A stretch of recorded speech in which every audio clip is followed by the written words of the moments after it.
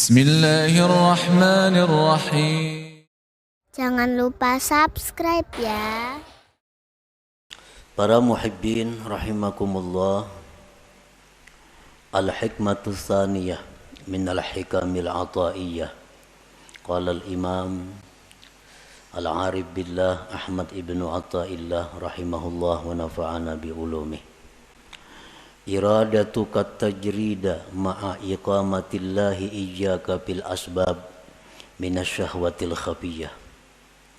Wa iradatukal asbaba ma'a iqamatillahi iyyaka bit tajrid inhitatun anil himmatil aliyah.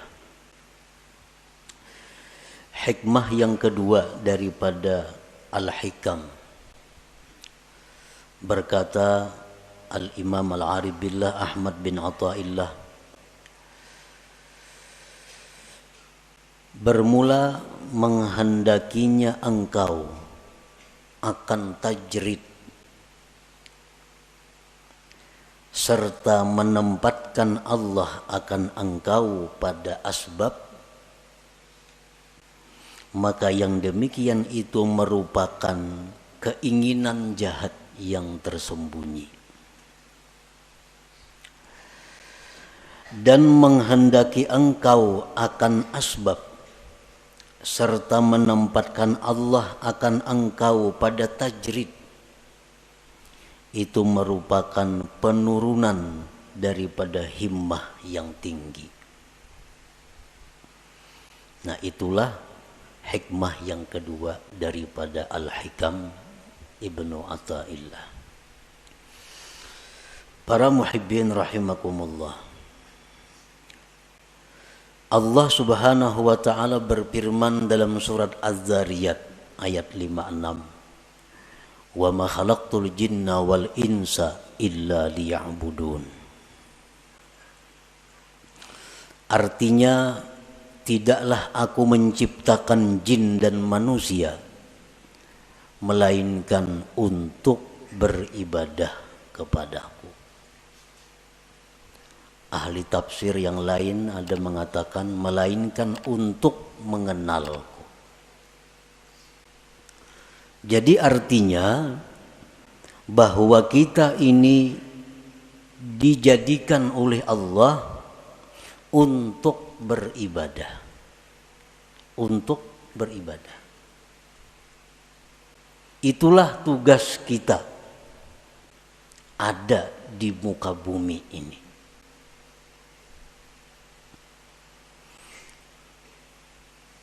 Kita dijadikan Allah untuk beribadah. Maksudnya adalah fungsi utama daripada kita ini mengabdi kepada Allah. Walaupun di dalam diri kita ada fungsi-fungsi lain, tetapi intinya adalah menunjang untuk ibadah. Nabi Yahya alaihi salam waktu berumur di bawah 10 tahun, masih kanak-kanak. Beliau berjalan dari rumah ke Baitul Maqdis, dari Baitul Maqdis ke rumah, masih anak-anak. Dibawai, diajak oleh kakanakan. Yahya, kita bermain-main, yuk sini. Nabi Yahya menjawab, ma khuliqtu lihadza, aku tidak dicipta untuk bermain-main. Ini seorang anak kecil yang sudah mengerti tentang kejadian dirinya. Dibawai bermain-main, dijawab ma khuliqtu lihadza, aku tidak dicipta untuk ini. Karena manusia adalah dicipta untuk beribadah. Artinya bukan kada boleh kita berdagang, bukan kada boleh kita bersenang-senang, bukan kada boleh kita istirahat, bukan kada boleh kita berusaha, kada. Boleh itu. Tetapi apabila sampai masanya ibadah, kembali kepada ibadah. Kegiatan apapun, usaha apapun, pekerjaan apapun, bila sudah tiba waktu ibadah, mesti ibadah. Nah, itu menunjukkan bahwa kita ini dicipta untuk ibadah. Dan itu menunjukkan kita adalah manusia yang sihat, manusia yang sempurna akalnya. Artinya, apabila kita ini asik bekerja, asik bermain, asik bersenang-senang, tanpa memperdulikan waktu ibadah, itu menunjukkan ada kesalahan di dalam jiwa kita. Ada error dalam diri kita. Ada salah yang mesti dibaiki. Yang mesti dibaiki. Asik berdagang, kada tahu hukum Allah halal haram. Asik berdagang, kada tahu waktu sembahyang. Terus berdagang, bertani, bekerja. Ibadah dilupakan. Ini error manusia nih. Kenapa? Karena kada sesuai dengan penciptaannya. Dia dicipta untuk ibadah.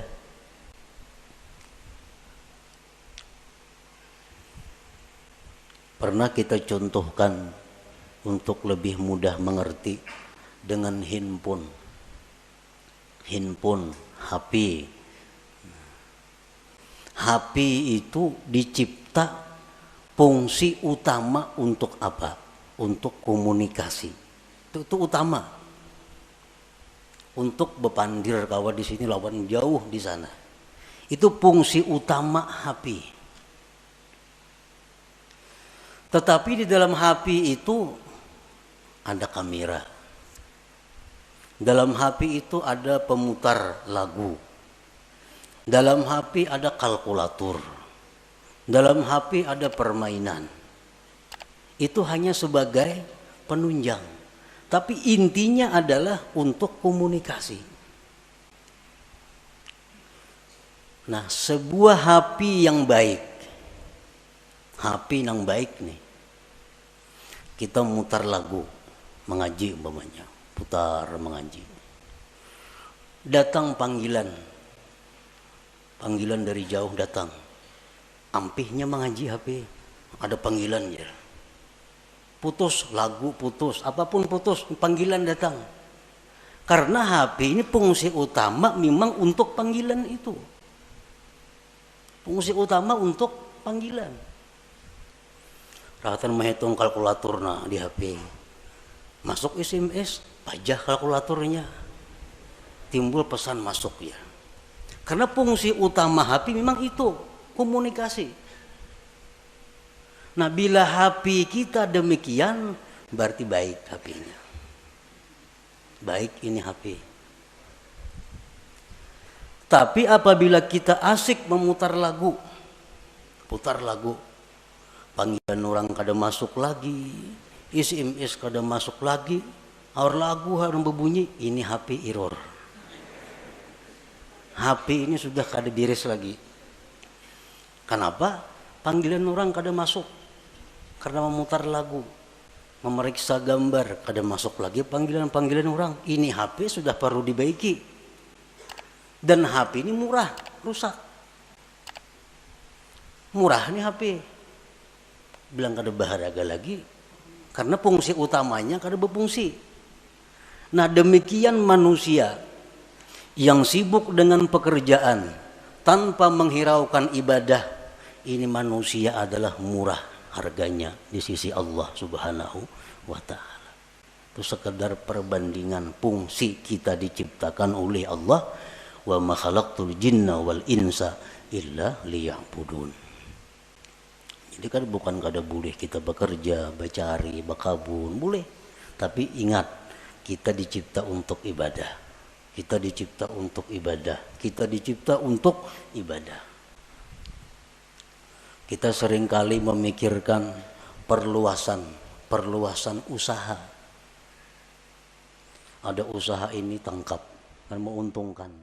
Ada usaha ini tangkap, ini menguntungkan. Ada usaha ini ambil, habis waktu untuk usaha. Tetapi untuk ibadah kita kadang-kadang mengadakan perluasan. mulai umur 30 sampai 60 ini tutupang wirid kan ada pertambahan belum kurang lagi. Yasin dia Yasin maghrib semacam berpuluh-puluh tahun kada ada peningkatan. Tapi kalau usaha bikin ini ulah itu tambah ini macam-macam usaha selalu ditambah pemasukan. Tetapi pemasukan ibadah kita berkurang, makin tua makin kurang, makin tua makin kurang. Nah ini error juga nih, ini error juga.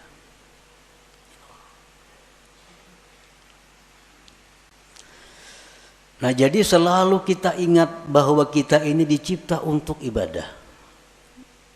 Ada orang-orang dahulu yang ditulis di tangannya, di tangan ditulis khuliqtu lil ibadah, aku dicipta untuk ibadah.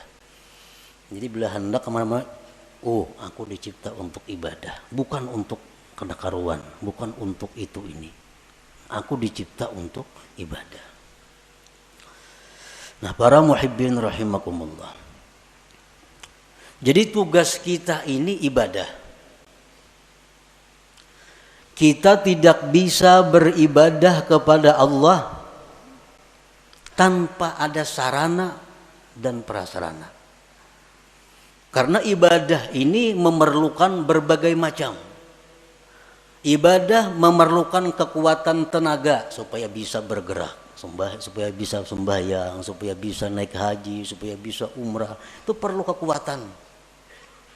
Makanan, minuman. Untuk beribadah kita perlu pakaian. Untuk beribadah kadang-kadang perlu kendaraan. Untuk beribadah perlu tempat. Banyak keperluan-keperluan kita agar kita bisa beribadah. Nah, untuk mencukupi keperluan kita beribadah ini, Allah ada menyediakan dua tempat yang kita duduki, yang kita jalani. Untuk mendapatkan keperluan ibadah ada dua cara yang diberikan Allah. Ada dua tempat yang diberikan Allah. Pertama namanya asbab. Yang kedua namanya tajrid. Nah, ya tadi iradatuka tajrid ma'a ikamatillah iyyaka bil asbab minasyahwatil khafiyah wa iradatukal asbab ma'a ikamatillahi ta'ayyaka bit tajrid inhitatun anil himmatil aliyah. Jadi ada dua untuk mencukupi kebutuhan ibadah nih. Ada asbab, ada tajrid. Asbab ini apa artinya? Ya sebab bekerja, berdagang, bertani, menuri, beternak, jadi guru, pegawai. Ini asbab. Artinya apa? Dia mendapatkan kecukupan ibadahnya melalui pekerjaan-pekerjaan. Nah ini asbab namanya. Ada orang yang ditempatkan Allah di situ untuk mendapatkan keperluan ibadah. Inya menure lebih suka hanya kau masak, berdagang kayak hanya nukar baju, berdagang hanya kawan nukar ini untuk ibadah. Ada orang yang ditempatkan Allah di situ. Nah yang kedua, ada orang yang ditempatkan Allah di satu makam namanya tajrid. Ini orang dalam rangka mencukupi keperluan ibadahnya kada perlu berusaha. Dia telah dicukupi. Contohnya warisan banyak. Banyak isi warisan. Ini kada becarian. Bulan ini datang nang saham di anu. Bulan akan datang nang di anu. Di rumah aja bagana, datangan duit ke rumahnya. Nah ini orang ditempatkan Tuhan di makam tajrid ngarannya. Kan ada ya kalau kayak itu orang. Nang kada bausak betoko kada, beternak kada, betani kada, apa kada. Tapi duit banyak berisi datangnya, sarabanya ada, beribadah apa kawa. Nah, ini ngarannya di makam tajrid, di andak Tuhan orang ini. Nah, para muhibbin rahimakumullah, apabila kita ditempatkan Tuhan di makam, di tempat yang namanya asbab, nah, lalu kita hendak berpindah ke makam tajrid. Aku ampih dah berdagang, ampih bahuma, ampih menurih, aku hendak beribadah aja lagi. Dagangan semuaan tutup, habis sudah lagi. Aku hendak beribadah. Duit nak datang-datang, kada-kada tersarah. Pokoknya aku beribadah. Nah, ini orang keinginannya jahat yang tersembunyi. Nah, ini orang ini ada kejahatan yang tersembunyi. Kenapa? Karena Tuhan menempatkannya di tempat namanya asbab. Hendak berpindah, hendak di rumah aja begana lagi, pasar kada turun lagi. Nah, ini orang ada syahwat khafiyah, ada keinginan jahat yang tersembunyi. Orang yang selama ini duduknya ditempatkan Allah di makam tajrid, sudah nyaman nih, tiap bulan ada kiriman, tiap bulan ada, kada pernah talantar memakan pakai apa cukup. Berpikir nukar kabun, anak bakabun agena aku nih. Nah, anak bakabun padahal bertahun-tahun dak begana di rumah aja beribadah gawian, datang duit. Kalinya membuka kios di muka rumah. Nah, membuka kios ini ngarannya inhitat minal himmatil aliyah.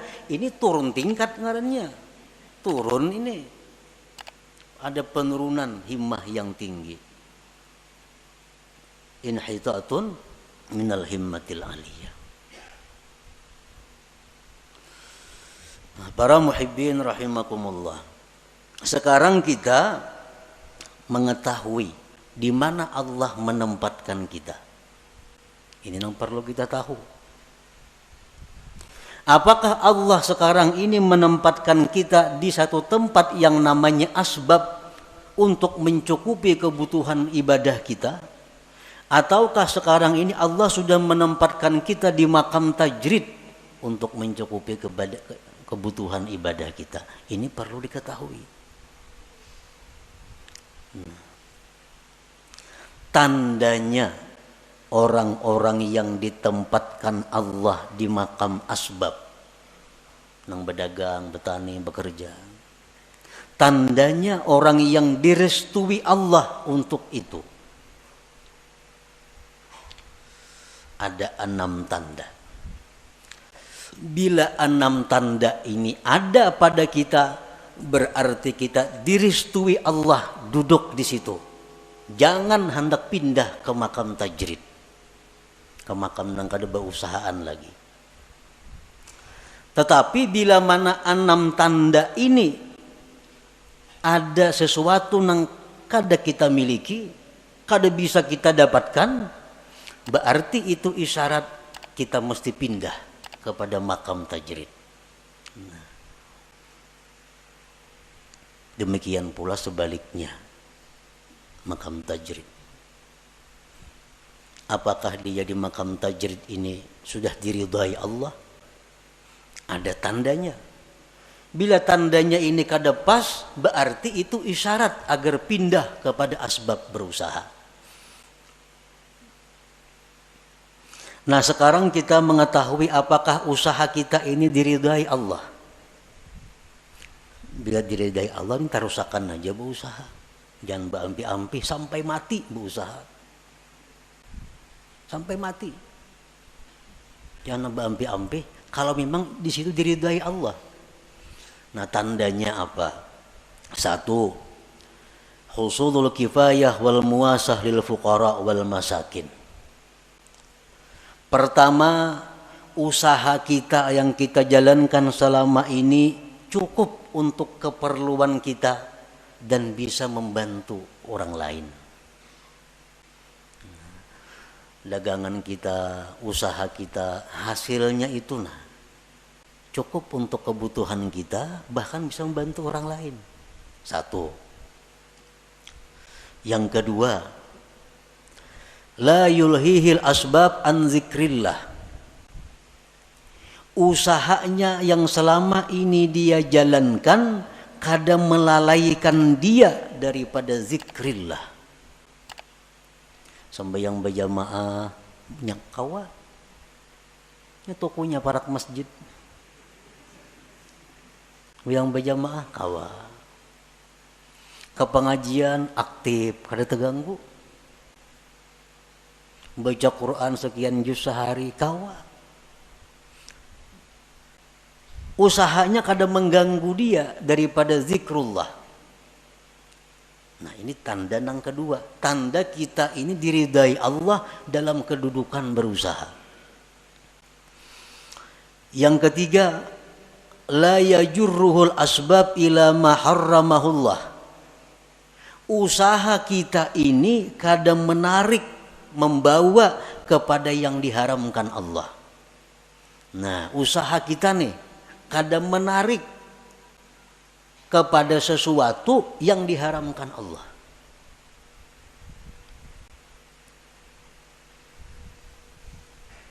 Kadang-kadang ada usaha itu yang bisa membawa kepada yang diharamkan Allah.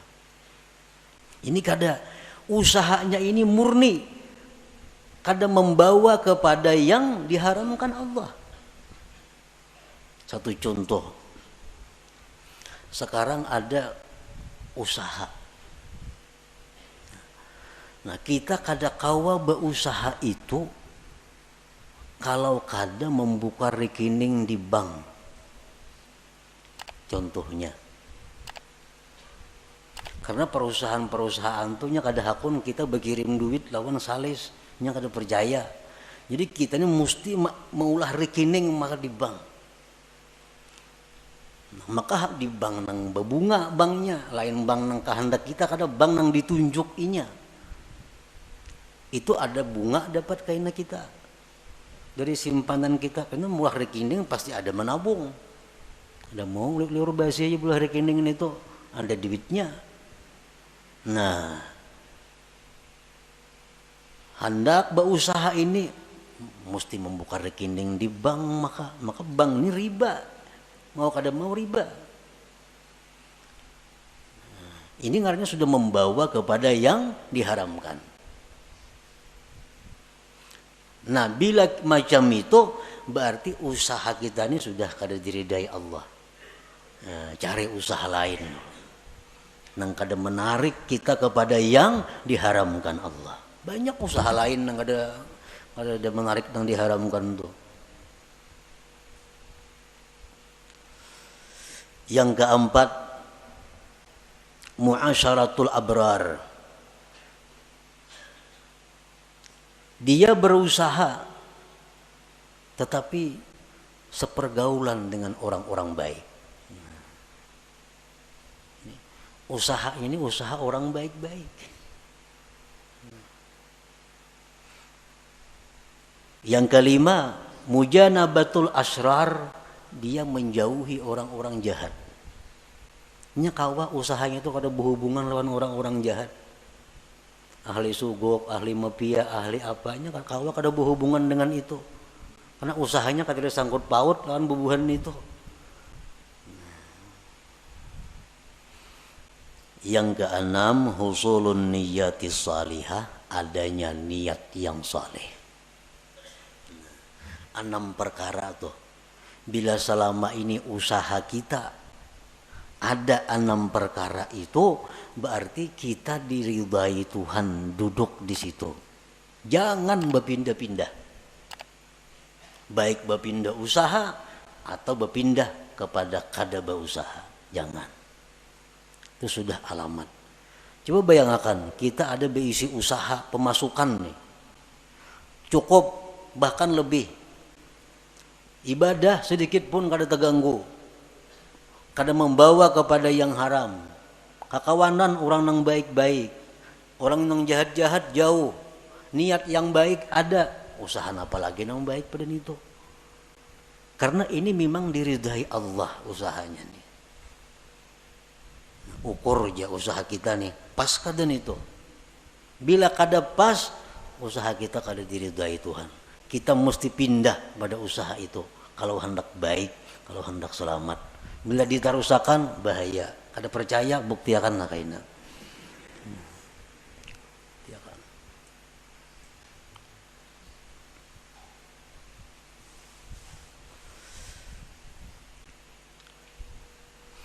Kalau kita berusaha macam-macam dah usaha dicari, kada mau cocok.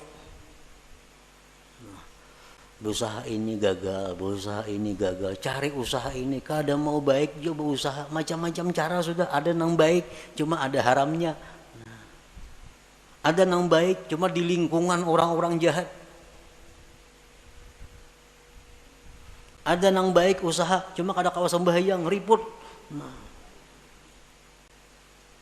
Nah, bila macam itu kita harus pindah. Pindah ke mana? Pindah ke usaha nang baik. Bila kadada juga, pindah ke makam tajrid.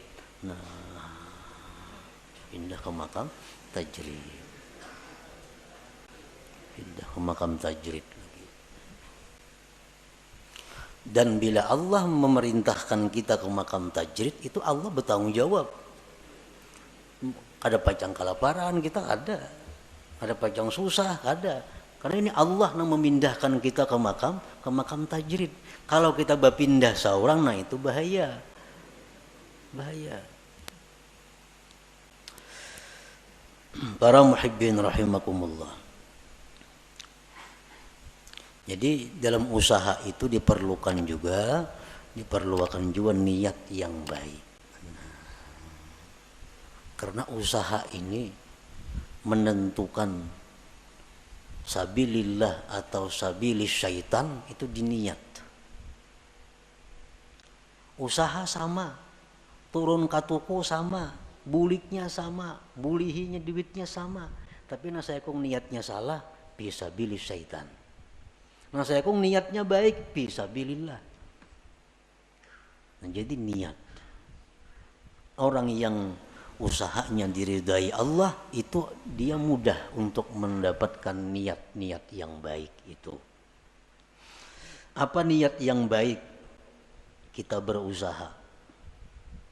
Satu, ibtigha'u fadlillah. Kita berusaha itu mencari anugerah Allah. Anugerah Allah. Fadlillah, anugerah Allah itu lebih khusus daripada rezeki. Berusaha jangan niat mencari rezeki, jangan.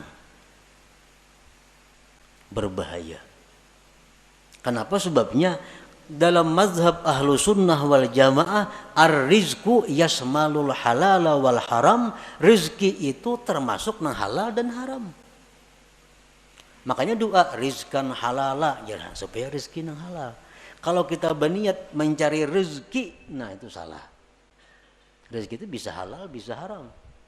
Jadi niat kita berusaha itu mencari fadlillah, anugerah Allah. Nah, itu niatnya. Karena anugerah Allah itu, fadlillah itu dicontohkan dalam Al-Quran. Dalam surat Jum'ah.